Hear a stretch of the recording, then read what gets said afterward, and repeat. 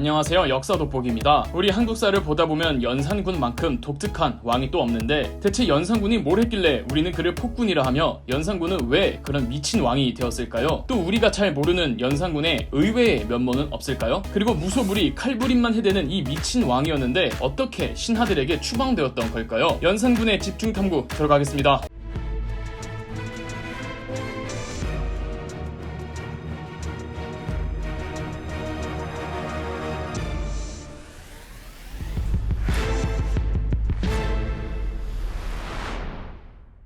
본 영상에 앞서 문화 돋보기 무오사화 편과 갑자사화 편을 보고 오시면 훨씬 더 이해가 수월하실 겁니다. 연산군은 일종의 오이디푸스 컴플렉스 기질이 있었던 왕이었습니다. 연산군은 태어난 지 몇 년 안 되어 어머니가 중전 자리에서 폐소인되었고 연산군의 어머니 패비 윤씨는 여산군이 6살 7살이던 나이에 사약을 먹고 죽습니다. 그녀에게 사약을 내린 장본인은 다름 아닌 연산군의 아버지 성종이었고요. 성종은 아들이 나이가 어렸으니 패비 윤씨 죽음의 진상을 아들에겐 최대한 숨기려고 했습니다. 그래서 연산군은 어머니에 대한 기억이 거의 없었을 겁니다. 고아로 자라고 태어난 모든 사람들을 일반화할 수는 없지만 유독 심리적으로 약한 사람이 어릴 적 사랑을 충분히 받지 못하고 상처를 받으면 그게 성인까지 이어지는 경우가 있죠. 연산군은 세자 시절 굉장히 조용한 성격이었다고 합니다. 말이 없고 소극적이고 그냥 세자 교육도 묵묵하게 군말 없이 받아내는 세자 시절의 연산군만 놓고 봤을 때 나중에 미친 사이코패스 왕이 되리라곤 어느 누구도 예상 못했을 겁니다. 따지고 보면 연산군이 세자 시절에 조용했던 건 원래 성격이 내성적인 게 아니라 어머니 없이 자란 연산군은 어느 누구에게도 의지할 곳이 없어서 스스로 마음의 문을 닫아버린 게 아닐까 합니다. 그리고 연산군이 가장 증오했던 한 사람, 티를 내지는 않았으나 연산군의 전체적인 생애와 업적을 통해 알 수 있는 연산군 최대의 적은 바로 아버지였죠. 연산군은 나중에 어머니의 죽음에 아주 조금이라도 직간접적으로 연결되어 있는 사람이라면 잔인하게 죽였습니다. 연산군의 어머니 복수가 재위 10년째 이뤄졌다는 건 그 기간 연산군이 복수심을 묵히고 삭히고 모아두었던 겁니다. 언제 연산군이 어머니 죽음의 진상을 알게 되었는지 알 순 없지만 연산군은 꽤 오랫동안 치밀하게 복수 계획을 준비했고 오래 묵혀둘수록 연산군의 복수는 정말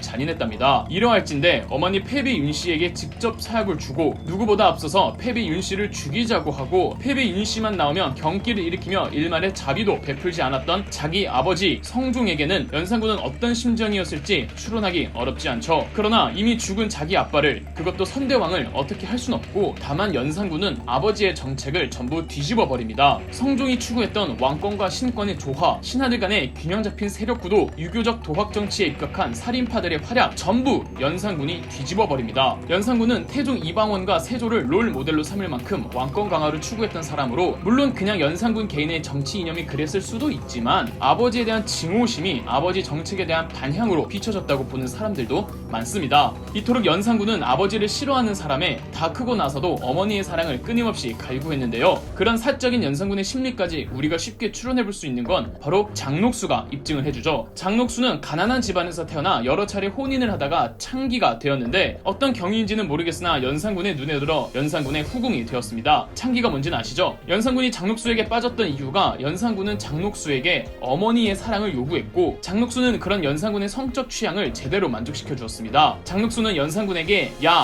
너 라는 호칭으로 불렀으며 동침할 때는 장녹수가 연산군을 아기 대하듯 역할극을 하기도 했답니다. 연산군은 어머니에게 받지 못한 사랑을 장녹수를 통해 대리만족했고 이러니 장녹수는 연산군의 사랑을 한몸에 받았던 거죠. 이러다가 1504년 연산군 재위 10년째에 비로소 연산군의 어머니 복수극이 시작되죠. 어머니 패비 윤씨와 사이가 좋지 않았던 아버지 성종의 두 후궁을 불러다가 폭행한 후 두 여인의 아들들을 데리고 와 직접 죽이게 하는가 하면 성종의 어머니, 그러니까 연산군에게 할머니가 되는 인수대비를 찾아가 왜 자기 어머니에게 그렇게 모질게 굴었냐며 소리를 질러 그 충격에 인수대비가 사망합니다. 인수대비 상중임에도 앞서 말씀드린 대로 연산군은 어머니 죽음에 아주 조금이라도 동조한 사람을 샅샅이 찾아내어 잔인하게 복수했습니다. 죽은 사람이면 시체를 꺼내다가 목을 다시 베어버리는 부관참시형을 내렸고 살아있는 사람들은 최소 유배형, 대부분 사형, 이 사형도 사약 아니면 팔다리를 찢는 능지처참형, 심한 경우에는 사형 후 그 시체의 팔다리를 다시 다 자르는 부관 무관 능지형을 내리고 심지어는 해고를 빻아다가 가루로 뿌리는 경우도 있었습니다. 자세한 내막은 갑자서화편을 봐주세요. 이런 연산군의 어머니에 대한 복수는 괜히 다른 사람들에게까지 번져서 어머니의 죽음과 별 관련이 없어도 그냥 자기에게 대들거나 싫은 소리를 한 신하들을 대거 숙청합니다. 무작정 공포 정치로만 왕권 강화를 추구했고 무엇보다 연산군이 피맛에 중독이 된 거죠. 몇 명 본보기로 잔인하게 죽여놓으면 다들 알아서 기는 걸 봤으니까요. 그게 진정한 왕권 강화가 아닌데 연산군은 몰랐던 거죠. 복수에 눈이 멀어서.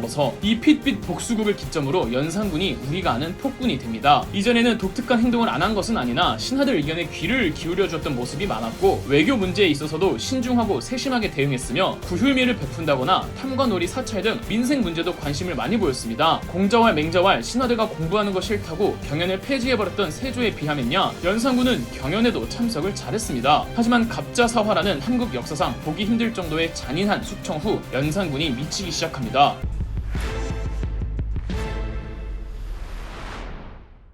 신하들에게 자기 가마를 들게 하는가 하면 사냥 등의 행차를 나갈 때 인근 마을을 싹 다 비우게 하고 경기도에 금표라는 구역을 정해서 그곳의 백성들 민가를 전부 헐어버리곤 오로지 왕의 사유지로만 사용하게 했습니다. 금표가 하도 많아져서 이제 경기도에 더 이상 금표를 셀 수 없을 정도가 되자 원래 충청도에 속했던 평택을 경기도로 편입시켜 경기도를 확대하기도 합니다. 지금의 경기도 평택시는 연산군과 이런 인연이 있는 겁니다. 경기도는 아예 연산군과 장록수의 놀이터였죠. 그리고 연산군 옆에는 임숭재라는 희대의 간신이 있었습니다. 연산군은 예체능에 남다른 소질을 보였습니다. 그가 쓴 시와 그림, 무엇보다 춤 실력은 모두가 감탄했을 정도인데 살인파들은 오래전부터 연산군에게 왕의 예술 활동을 반대했습니다. 연산군이 자기 끼를 방출하지 못해 꿍해 있을 때 임숭재는 연산군의 예술적 비위를 맞춰줬죠. 임숭재 역시 시에 능통해 연산군과 시를 주고받기도 하며 예술에 관해 이런저런 이야기를 많이 나누면서 연산군은 임숭재를 최측근으로 가까이 하기 시작했습니다.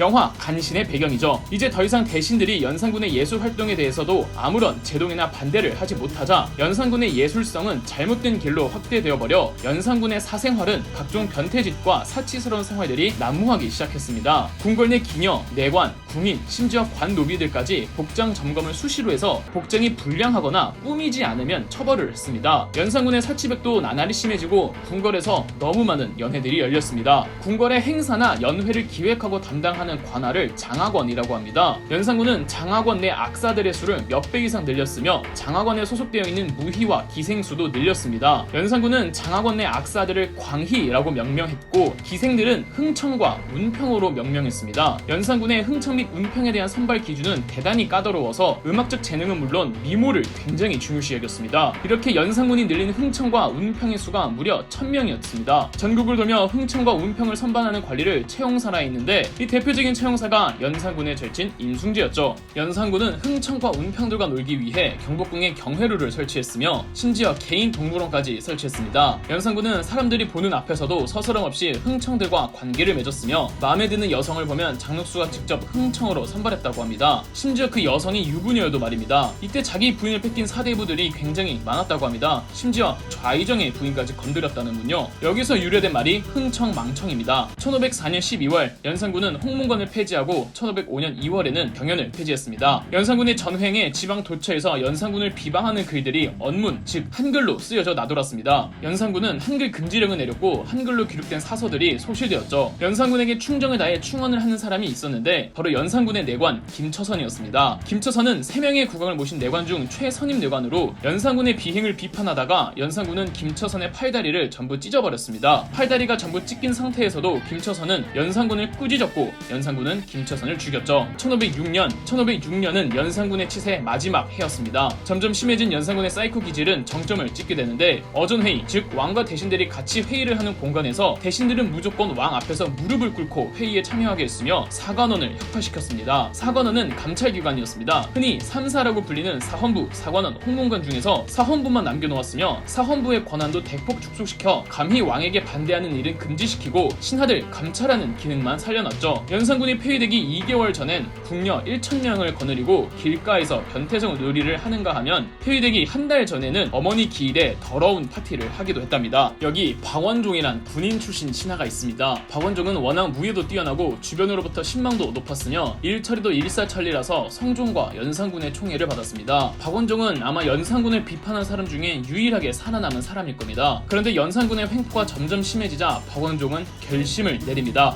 반정. 이 반정의 직접적인 계기가 연산군이 박원종의 누나를 겁탈했는데 이 누나가 임신까지 해버렸고 여기에 참지 못한 박원종이 반정을 주도했다는 설도 있습니다. 어디까지나 설입니다. 박원종도 미쳐가는 연산군에게 언제 어떻게 될지 모르는 것이었죠. 여하튼 박원종은 평소 친하게 지내던 성희안, 마찬가지로 연산군의 총애를 받던 신윤무, 그리고 군부 내에서 입지가 상당했지만 연산군에 의해 탄핵되었던 이장군 등을 중심으로 반정 세력을 모으기 시작합니다. 웃긴 건 한때 연산군의 칼이 되어주었던 유자광까지 기가 막히게 반정 세력에 가담합니다. 박원종이 군부의 위치가 상당했기 때문에 군대를 모으는 일은 어렵지 않았고 1506년 9월 2일 새벽에 박원종은 궁궐을 들이닥쳐 간신 무례배대를 즉각 처형하고 연산군을 폐위시켰습니다. 그리고 연산군의 이복 동생 진성대군이 새로운 국왕 중종으로 즉위했습니다. 연산군은 강화도로 유배 보내졌다가 2개월 만에 병에 걸려 죽고 말았습니다. 장록수는 처형되었으며 처형장에 있던 성남 백성들이 장록수에게 돌을 던져 장록수의 시체는 돌에 깔렸다고 합니다. 연산군의 중전이었던 신씨와